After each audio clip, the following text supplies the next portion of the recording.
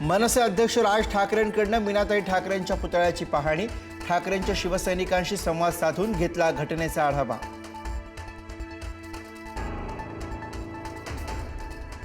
भारत पाकिस्तान सामन्याविरोधात सिंदूर आंदोलन केल्यानं असा प्रकार घडल्याची शक्यता, ठाकरेंच्या सेनेचे आमदार महेश सावंत यांना संशय।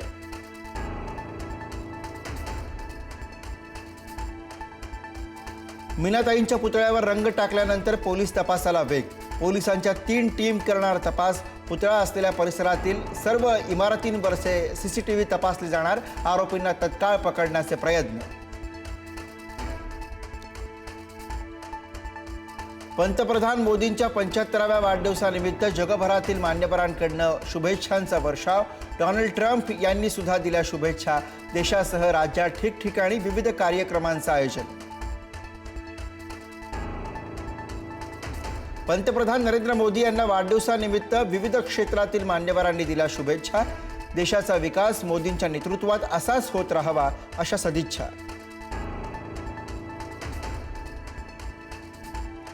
हैदराबाद गॅजेट अंमलबजावणी आदेशानुसार कुणबी प्रमाणपत्र वाटप सुरू, बीड, धाराशिव आणि हिंगोलीमध्ये कुणबी प्रमाणपत्रांचं वाटप। मराठा समाजात आनंदाचं वातावरण, तर प्रमाणपत्र वाटपावर ओबीसी नेत्यांचा आक्षेप।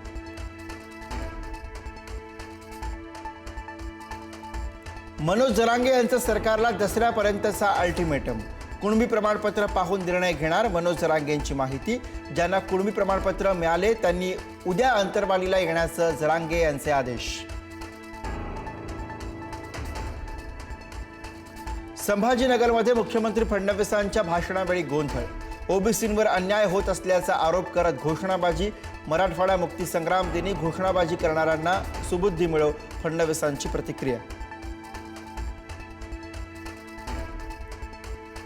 मराठवाडा मुक्ती संग्राम दिनी बीडवासियांचं अनेक वर्षांचं स्वप्न साकार, मुख्यमंत्री फडणवीसांच्या हस्ते बीड परळी अहिल्यानगर रेल्वेचा शुभारंभ। राज्य सरकारकडून 150 कोटींचा निधी वितरित।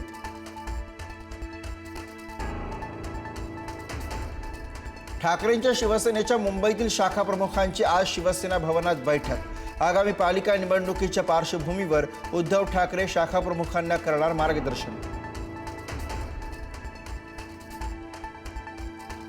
पालिका निवडणुकीच्या पार्श्वभूमीवर एकनाथ शिंदे ॲक्शन मोडवर, निवडणुकीच्या कामाला लागण्याचे शिंदेंचे सर्व नगरसेवकांना आदेश।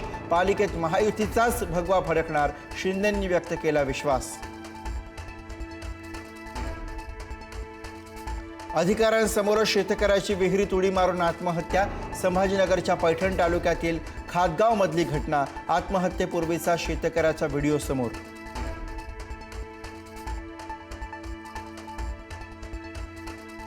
माणिकराव कोकाटे यांनी रोहित पवारांविरोधात दाखल केलेल्या मानहानी खटल्याची 24 सप्टेंबरला पहिली सुनावणी, कोकाटेंनाही सुनावणीला हजर राहण्याचे आदेश। बीड जिल्हा रुग्णालयातील कॅथलॅबच्या उद्घाटनावेळी पालकमंत्री अजित पवारांकडून कंत्राटदार आणि अधिकाऱ्यांची कानउघडणी, दरवाजा कलर आणि लाईट फिटिंगवरनं टोचले कान, कंत्राटदाराला काळ्या यादीत टाकण्याचा इशारा। स्थानिक स्वराज्य संस्थांच्या निवडणुका 3 टप्प्यात होणार। पहिल्या टप्प्यामध्ये ग्रामपंचायत आणि पंचायत समितीची निवडणूक, दुसऱ्या टप्प्यामध्ये नगरपालिका आणि जिल्हा परिषद आणि तिसऱ्या टप्प्यामध्ये शेवटच्या टप्प्यात महापालिका निवडणुका। शिक्षिकेकडून 2 विद्यार्थिनींना बेदम मारहाण, नागपूरच्या बाजारगाव जिल्हा परिषद शाळेमधली घटना। विद्यार्थिनींवर नागपुरातील रुग्णालयामध्ये उपचार सुरू, संबंधित शिक्षिकेवरती निलंबनाची कारवाई।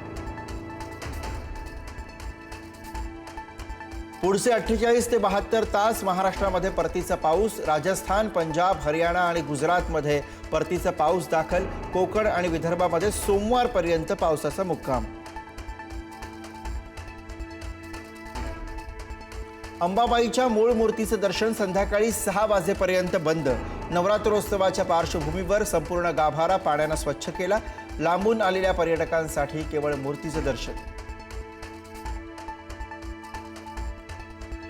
पंढरपूरच्या श्री विठ्ठल रुक्मिणी मंदिरामध्ये नवरात्रीची तयारी सुरू, शेकडो वर्षांचे मौल्यवान दागिने गोठवण्याचं काम सुरू।